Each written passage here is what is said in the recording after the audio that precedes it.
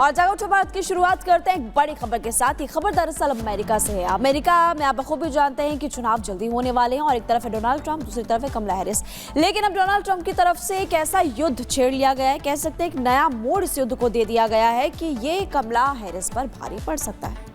तो क्या आखिरकार उन्होंने ऐसा क्या, आपको बताते हैं। दरअसल एक सोशल मीडिया पोस्ट की गई है ट्रंप की तरफ से और उन्होंने अमेरिका की सरकार पर यानी कि बाइडेन की सरकार पर यह आरोप लगाया है कि बांग्लादेश के हिंदुओं के लिए उन्होंने कुछ नहीं बोला, उनकी उपेक्षा की और वहां पर भी अमेरिका में जो हिंदू रहते हैं उनकी उपेक्षा भी वो करते हैं। अब ये मुद्दा कहीं ना कहीं ट्रंप को फायदा दिलाएगा तो दूसरी तरफ कमला हैरिस को नुकसान में भी डाल सकता है। देखिए,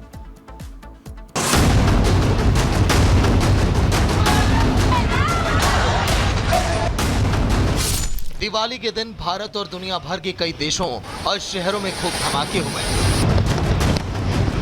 लेकिन अमेरिका में इस दिन एक सियासी धमाका हो गया। एक ऐसा सियासी धमाका जिसमें घटना कहीं और हुई। इस घटना में लोग कोई और थे, लेकिन ट्रंप ने सवाल अपने देश के सबसे बड़े नेता से किया है। दरअसल ट्रंप ने अमेरिका चुनाव में बांग्लादेश का मुद्दा उठाया है। ट्रंप ने सोशल मीडिया पर एक पोस्ट किया और लिखा कि मैं बांग्लादेश में हिंदुओं, ईसाइयों, अन्य अल्पसंख्यकों के खिलाफ की गई बर्बर हिंसा की कड़ी निंदा करता हूं। उन पर भीड़ द्वारा हमला किया जा रहा है और लूटपाट की जा रही है, जो पूरी तरह से अराजकता की स्थिति में है। लेकिन इस ट्वीट में आप जैसे जैसे आगे बढ़ेंगे तो आपको और हैरानी होगी। आगे ट्रंप ने न सिर्फ इसे लेकर अमेरिका के राष्ट्रपति पर हमला बोला, बल्कि उन्हें इसका जिम्मेदार भी ठहराया। मेरे रहते कभी नहीं हुआ होता। कमला हैरिस और जो बाइडेन ने दुनिया भर और अमेरिका में हिंदुओं की उपेक्षा की है। वे इजराइल से लेकर यूक्रेन और हमारी अपनी दक्षिणी सीमा तक के लिए एक आपदा रहे हैं। हम अमेरिका को फिर से मजबूत बनाएंगे और ताकत के माध्यम से शांति वापस लाएंगे। डोनाल्ड ट्रंप ने इस ट्वीट में अल्पसंख्यकों की रक्षा करने का वादा भी किया और पीएम मोदी के साथ काम करने की इच्छा भी जाहिर की। हम कट्टरपंथी वामपंथ के धर्म विरोधी एजेंडे के खिलाफ हिंदू अमेरिकियों की भी रक्षा करेंगे। हम अपनी आज़ादी के लिए लड़ेंगे। मेरे प्रशासन के तहत हम भारत और मेरे अच्छे दोस्त प्रधानमंत्री मोदी के साथ अपनी साझेदारी को भी मजबूत करेंगे। जिस चुनाव के प्रचार में अब तक ट्रंप बाइडेन सरकार से युद्ध, महंगाई जैसे कई मुद्दों पर आमने सामने थे, लेकिन अचानक ही उन्होंने बाइडेन सरकार को धर्म और अल्पसंख्यकों के मुद्दे पर घेर लिया है। हाल ही में ट्रंप ने ईसाई धर्म खतरे में है वाला सनसनीखेज बयान दिया था। अमेरिका में अब से ठीक 3 दिन के बाद राष्ट्रपति पद के चुनाव के लिए वोटिंग होने जा रही है। ऐसे में धर्म वाला ये ट्रम्प कार्ड इन चुनाव में कितना हिट बैठेगा, ये देखना दिलचस्प होगा। Bureau report, Republic Bharat.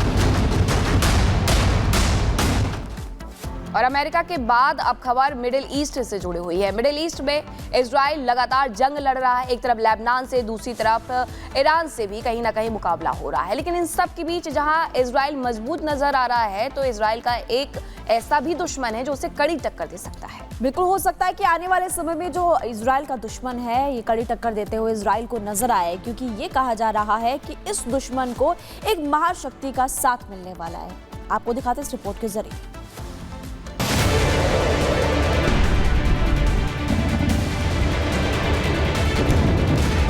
Middle east में लेबनान हर दिन नए तरीके से बर्बाद हो रहा है।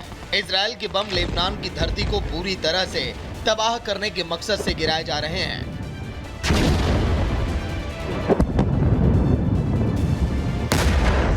पूरे दिन इजराइल के जहाज और उसके टैंक लेबनान की गलियों को उसी तरह धुआं करते रहते हैं। कभी रिहायशी इलाके तो कभी हिजबुल्लाह के ठिकाने लगातार तबाह किए जा रहे हैं।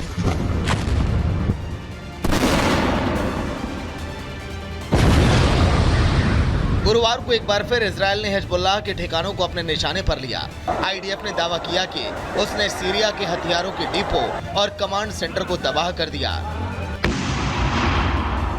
דברי הרעב של ראשי המשטר באיראן, דברי הרעב הללו אינם יכולים לכסות ולחפות על עובדה פשוטה אחת. लेकिन इजराइल के इन हमलों के बीच मिडिल ईस्ट में समझौते की चर्चा भी खूब जोर पकड़ रही है। चर्चा इस बात की कि आखिर इजराइल अपने हमलों को कब रोकेगा। लेकिन इजराइल ने गुरुवार को अचानक समझौते को लेकर चौंकाने वाला बयान दे दिया। हम अमेरिका के समर्थन की सराहना करते हैं, लेकिन उनके प्रस्तावों के प्रति हमारी नीति ये है कि जब संभव हो तो हम हाँ करेंगे, लेकिन जब जरूरी होगा तो हम ना करेंगे। हालांकि अमेरिका की इस पहल से लेबनान काफी खुश है और उसका मानना है कि ये पहल युद्ध को रोकने में काफी मददगार साबित होगी।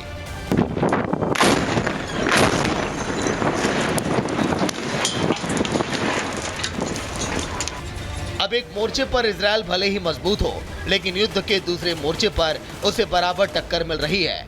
ईरान के साथ उसकी अब तक की टक्कर बराबरी की रही है। दोनों ने एक दूसरे पर कई हमले किए हैं और एक दूसरे को नुकसान पहुंचाने का दावा किया है। इजरायल को इस युद्ध में अमेरिका का साथ मिला हुआ है, लेकिन अब जल्द ही ईरान को भी नया साथी मिलने वाला है।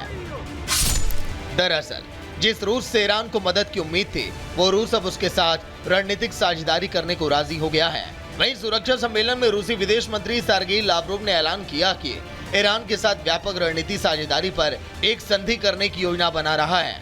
रक्षा के क्षेत्र में निकट सहयोग और क्षेत्रीय और वैश्विक स्तर पर शांति और सुरक्षा के हितों में बातचीत के लिए दोनों देश समझौता करेंगे। यानी कि रूस ने शायद अपना मन बना लिया है और जल्द ही ईरान के साथ मिलकर वो मिडिल ईस्ट में इजरायल पर पलटवार कर सकता है। अब सवाल ये उठता है कि रूस के ईरान के साथ हाथ मिलाने से क्या इजरायल युद्ध में पिछड़ जाएगा या फिर अमेरिका की ताकत इजरायल को वो मजबूती दे पाएगी कि वो ईरान को मिल रही रूस की मदद के बावजूद उस पर भारी पड़ेगा। Bureau report, Republic Bharat.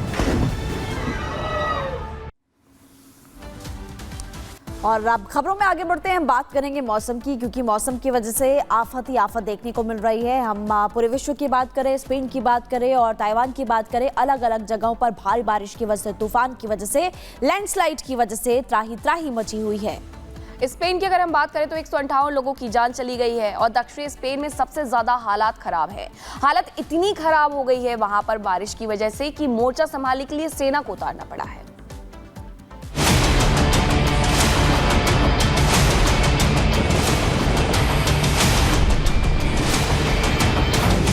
Spain में बाढ़ से हाहाकार, ताइवान में टाइफून का प्रहार, सड़क के किनारे यहां वहां पड़ी गाड़ियों की लंबी कतार, पानी के प्रकोप को बचाने की जद्दोजहद, रेस्क्यू में लगी बचाव दल की बड़ी टीम। तस्वीरें स्पेन की यूटीएल की है, जहां बाढ़ और बारिश ने हाहाकार मचा रखा है। स्पेन सदी में आई सबसे भीषण बाढ़ की चपेट में है। मूसलाधार बारिश की वजह से चारों तरफ पानी ही पानी नजर आ रहा है। इस भीषण बाढ़ ने कई गांवों को तबाह कर दिया है, जिसमें कम से कम 140 लोगों की जान चली गई। स्पेन में बाढ़ की वजह से मृतकों की तादाद बढ़ने की आशंका है, क्योंकि अधिकारी वाहनों से शवों को निकालने में जुटे हुए हैं और तलाशी अभियान जारी है। बड़ी संख्या में लोग अभी भी लापता हैं। स्पेन में इस शताब्दी की सबसे भीषण प्राकृतिक आपदा ने विनाश के निशान छोड़े हैं।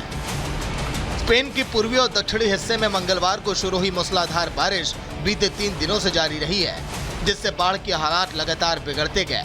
स्पेन के राष्ट्रपति पेड्रो सांचेज ने इन हालातों पर चिंता जताई। उन्होंने कहा कि जो लोग अपने प्रियजनों की तलाश कर रहे हैं, पूरा स्पेन उनका दर्द महसूस कर रहा है।